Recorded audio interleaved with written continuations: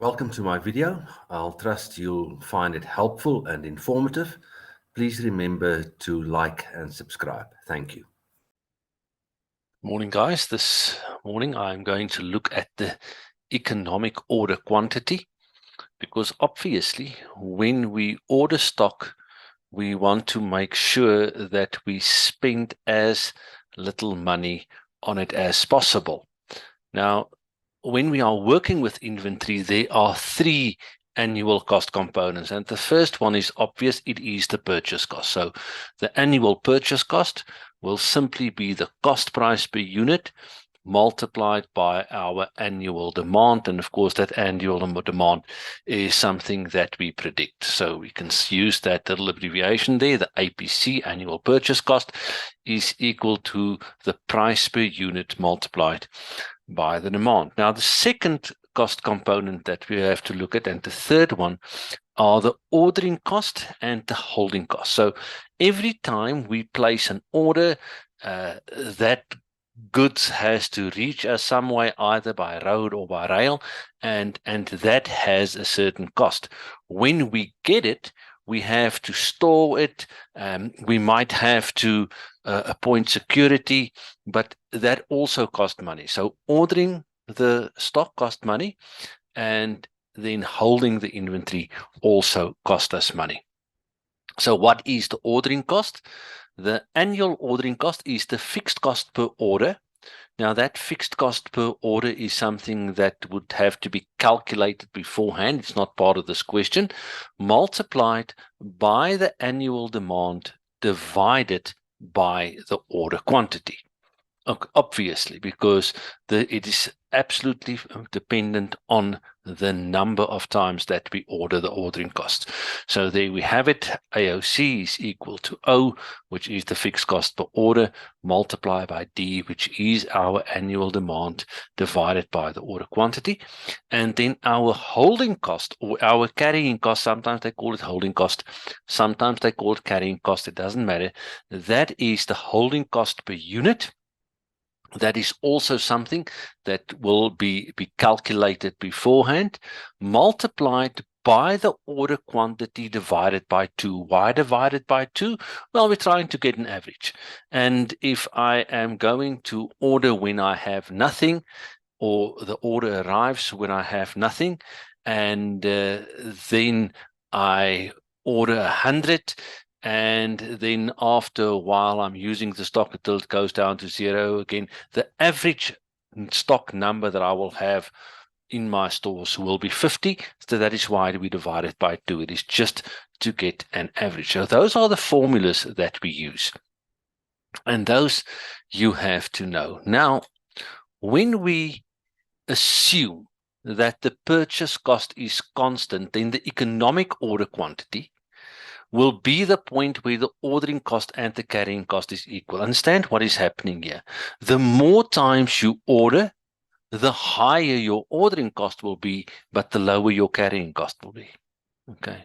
The fewer times you order, the lower your ordering cost will be, but the higher your carrying cost will be. But there is a point where these two are exactly the same, and that is the point that we call the economic order quantity. So if we replace these values with the formulas I just showed you, then we will see that the ordering cost multiplied by the demand divided by the economic order quantity is equal to the holding cost multiplied by the economic order quantity divided by 2. So what have I done here? I've just said to you we can replace the economic order quantity in both equations so that we can make that the subject of the equation. So then we can go on.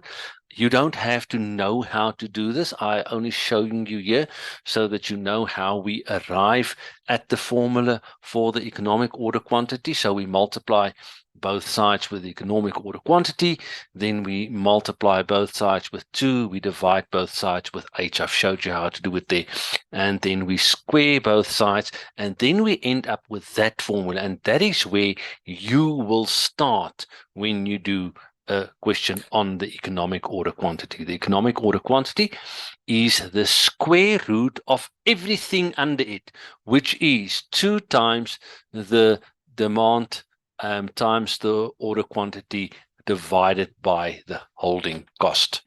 Okay, that's the starting point. So, but there's always a little but there. When we borrow money to finance inventory, then the holding cost will increase. So in most of the time, when you do a question like this, they will give you the cost of financing expressed as a percentage, and you need to know that then your holding cost will increase because obviously you are borrowing money in this case now. So then we will use H plus PI instead of just H in the formulas, where P is the purchase price and I is the financing rate. So that if we look at our average holding cost or our annual holding cost, it will be our holding cost plus this purchase price times the financial rate, multiply with what we had before, and the same in the formula where we express our economic order quantity. It now becomes H plus P times I at the bottom here. Okay, so this is really the extended economic order quantity formula that we are using, and so that one is really the one that you will use at the start when you do a question like this. Okay, so now let's have a look at an example. So here we have, did I do something wrong now? Yes, so we have the given information. There is your given information. Now, you don't get the given information in a little table like this. They will give it to you in question format, but you can summarize it in a table like this. So I said to you, we know we're a company that sells slippers, and we are expecting to sell 4,000 slippers per year. So D is 4,000. We are selling these slippers at 150 Rand per pair, and then our freight charges is 15 Rand per pair. The order cost is 475 Rand per order. The holding cost is 5 Rand per pair, and our inventory financing rate is 10% per year. And you already know the symbols by now. I've given you the symbols there in the right-hand column.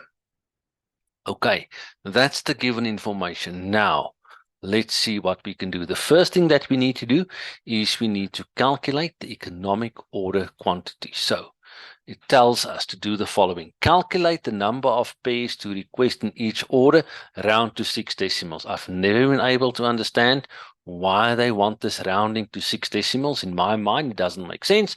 But listen, if that is what the question says, then we are just going to follow the instruction. So there, what we do is we put down the formula. And then, of course, we know all of these things. We know what the annual demand is. We know what our order cost is. We know what our holding cost is. We know what our price is. Now, please just look here at the price. I've added the 15 Rand here because when we borrow the money to buy the stock, then obviously we finance the entire order. That would include what we are buying as well as the freight cost, and then we multiply it with 0.1 or 10%. It doesn't matter, whatever you want to put in your calculator, that is fine. Okay, and then of course we get an answer there. It says 420.4095456, which is 7 decimals. They want us to round it to 6 decimals. So obviously we round up and we get to 420.409.546. Really, unless you can find a way to order 0.409 of something, you will just order 421. But for the purposes of the question, we are doing the rounding as was required. Okay, so that was the first thing. Second thing is we must now calculate the annual orders. And, well, let's start with that. So calculate the annual number of orders at the economic order quantity. Once again, they want us to round to 6 decimals. Well, we know what our demand is, and we have just calculated the economic order quantity. So we can just replace those values, we get to an answer, and once again, we round to 6 decimals as was required. Third thing that we are required to do is they say now calculate the total annual ordering cost at the economic order quantity. And because this is a cost, it's rand and cents, this time it does make sense. We are going to round to 2 decimals. So the annual ordering cost is equal to our annual orders multiplied by the order cost. We have just calculated the annual orders, and keep to your 6 decimals. And we know what the order cost is, and so we get a total there of 4,519.40. I assume the reason we are rounding to the 6 decimals here is so that when we calculate the annual ordering cost and we get the annual holding cost, and we do not round, they will indeed be exactly the same. So we are just honoring the definition of what the economic order quantity is. Now, I've already given it away.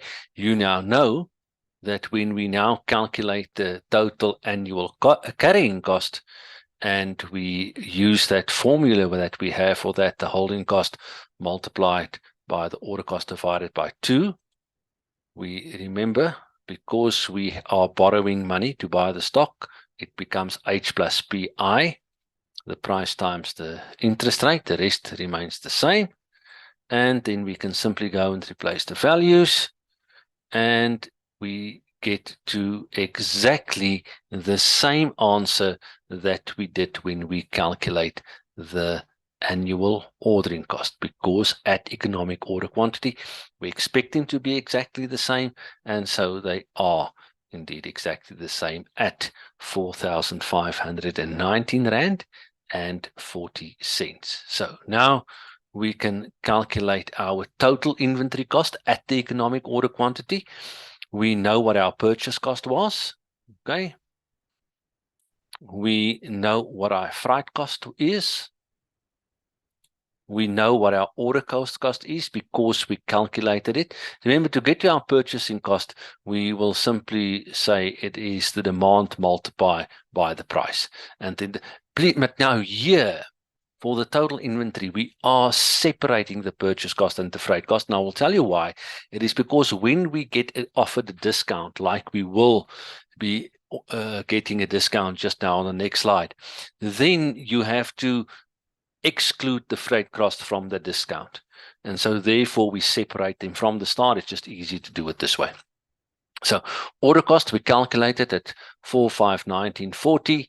Holding cost, we calculated it was exactly the same, and then we get to our total inventory cost for the year of 669,038.80. Good. Okay, so that is our total inventory cost. Then we get to this situation where we have to consider a discount. So in this case, it says determine the order size decision if the distributor offers a 10% discount off the purchase cost, excluding the delivery price for minimum orders of 1,000 pairs. Okay, now so if we order 1,000 pairs at a time, we'll get a 10% discount. Okay, so let's have a look at there. We are going to use the same columns, but we're obviously going to have different results. Okay, the purchase cost is now the demand multiplied by the price, and then multiplied by 90%. And the way you'd get 90% is just to say 1 minus 0.1 or 1 minus 10%. In your assignment on Mackie, there are certain blocks that you have to fill in. And I think this is the way they do it, 1 minus whatever your discount is. And so I've just done the same here. Then you have your freight cost. Now that will not change. It will stay 60,000 rand. Your order cost will now be different. It will now be your demand divided by the 1,000 because you are ordering 1,000 pairs multiplied by your order cost. And when we do that, we get to 1,900, which is a lot less. But we're now, because we are ordering 1,000 at a time, as expected when we use the formula, our holding cost is way more than it used to be. So same formula that we used before, and we total it. And this is then a bit cheaper than it is at the economic order quantity. And then you will say, this is favorable. Accepting the discount offer saves us 56,388. And that is quite a bit of a saving. I mean, if you look at the total cost here, I guess it's about 8% saving on our total cost in terms of our inventory cost. So that's a good deal. So we will accept that if it is offered to us. Then the next thing that we have to do is we have to calculate the reorder point. As I assuming sales are uniform throughout the year, and the lead time is 10 days, determine the reorder point. So, okay, so what do? We say the reorder point is the annual demand divided by the number of days. Now, sometimes, and they will tell you, sometimes these number of days is 365, sometimes it is 360. You use what you are given. So you take your annual demand, you divide it with the number of days, and you multiply it with the lead time. Okay. All those values you have, so you can simply replace it in the formula, and then you see that your reorder points is at 110 units. Now, that will only be helpful if you actually know when you're reaching 110 units, because now you're walking in your storeroom, and if it is chaotic like that, then there is absolutely no way that you will know that I'm sitting with 110 units. But if it is nicely organized like that, then you will be able to see, oh, I've only got 110 units left now. Maybe it's a computerized system that will make it easier. But hey, there could be theft. Maybe it's a line on the wall. It doesn't matter. But when you reach it, you must find a way to know when you reach 110 units. And when you do that, then you place that order for the economic order quantity that you calculated before. Okay, so what about fewer orders? They will say, okay, so what is the financial consequence if only 5 orders are placed for the year instead of ordering at the economic order quantity level? We're going to do, remember this time there is no discount, so you only need to consider the ordering cost and the carrying cost. You know that both of them are 4,519 at the economic order quantity for a total of 9,038. But when it comes to these fewer orders, we have to calculate it. So the ordering cost will now be 5 times multiplied by our fixed ordering cost of 475 Rand for a total of 2,375, which is almost half of the ordering cost when we order at the economic order quantity. But look what's happening with our holding cost. It increases substantially. Okay, because our carrying cost will now be 21.5 multiplied by 3,000 divided by 5.4, and that will give us 8,600. And of course, that gives us a total of 10,975. And once again, we have to answer the question. So we will say it is unfavorable. Placing only 5 orders will waste almost 2,000 Rand. Okay, so now I do want you to have a look at the real world application, because it's all good and well that we did the calculations and we are trying to order at the economic order quantity and consider discounts as it relates to that, but the real world things will work a little bit different. Let me just explain to you how that works. It is impossible to order 420.409 units at a time. So you will order either 420 or 421. It will make a small difference on your total cost. It is equally impossible to place 9.514532 orders per year. You will order either 9 or 10 times per year. Okay, that makes sense. If you decide to place 10 orders per year, you will have to order every 36.5 days. And if these fall over a weekend or holiday, you will have two problems. You must pay someone overtime to go and place the order, which doesn't make sense. Or the supplier will only respond after the weekend or the holiday in any case. And that's problematic.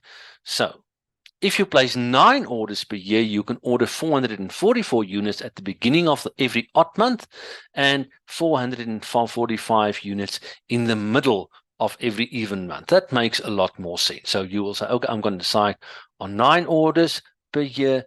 And really, so I will order, for instance, 1st of January, 15 February, then 1st April, 15, like that, and then you will have your 9 orders in the year. That makes sense. That is manageable.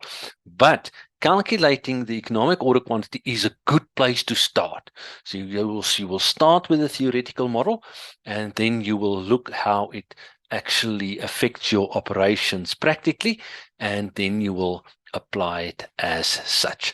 Thank you, guys. I hope you enjoyed that. See you next time. Thank you for watching this video to the end. If you found it valuable, please subscribe and like.